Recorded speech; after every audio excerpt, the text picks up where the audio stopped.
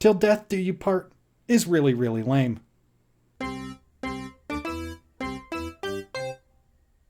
Hey guys, Saint Explainer here. On this channel, I explain things about the Church of Jesus Christ of Latter-day Saints in conveniently pixelated bite-sized chunks. And today I'm continuing my Basics series by talking about our doctrine of eternal families and eternal marriage, which on the face of it sounds like exactly what it is. We don't believe in any of that till death do you part stuff. Rather, if you get married in the temple and stay faithful to each other and to God, you can stay married in the next life and for all eternity. But while this doctrine seems very simple on the surface, because it has so much to do with what Latter-day Saints mean by heaven, it's also a little bit of a whirlwind tour through our other doctrines, so I hope you're caught up. There's this cartoonish vision of heaven as taught by mainstream Christianity that's more or less sitting on a cloud for forever, maybe playing a harp. And there's a similarly cartoonish vision of Latter-day Saint heaven, where it means you get to have your own planet. And while neither of these is what we'd call doctrinally accurate, there's a kernel of truth in both of them. According to mainstream Christianity, heaven is something like enjoying the bliss of God's presence forever, whereas for Latter-day Saints, heaven is living the kind of life that God lives. Well, what kind of life does God live? Remember how I said this be a whirlwind tour? Yeah, here it goes.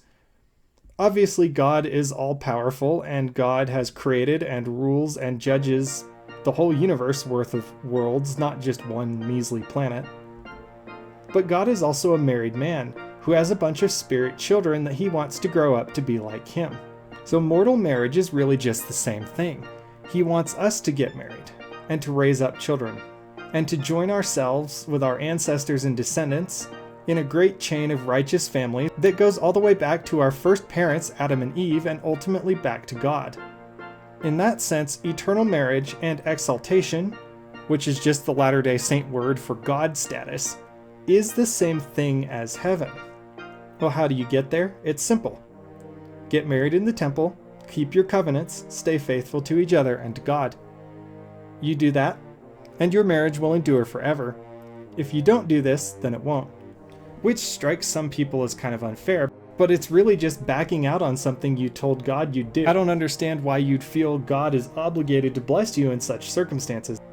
And if you died without this opportunity, or you're worried that you will, don't worry. God is merciful, and in this life or the next, all blessings will be extended to those who are worthy of them. Anyway, eternal marriage is my favorite gospel truth. Yeah, I know, but I mean, it is, really. Everybody should do it. Especially since there's absolutely nothing happy or functional about the way the world does family these days. And I mean, you don't need me to tell you that. You can listen to Elder Oaks instead, and Taylor Swift, apparently.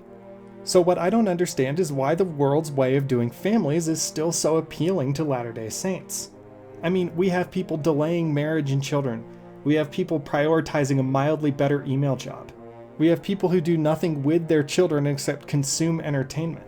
I mean, that's just the way the world does it, and you're going to get the same results.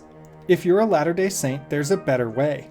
If you run your family in a way that isn't normal from the world's perspective, or isn't even comprehensible to a worldly person, you'll do great, trust me. Anyway, that's all I've got for you today. If you're a little bit lost here because you missed my previous Gospel Basics videos about the plan of salvation, about agency, about temple covenants, check them out right here. Be sure to like and subscribe. This has been Saint Explainer. See you next time.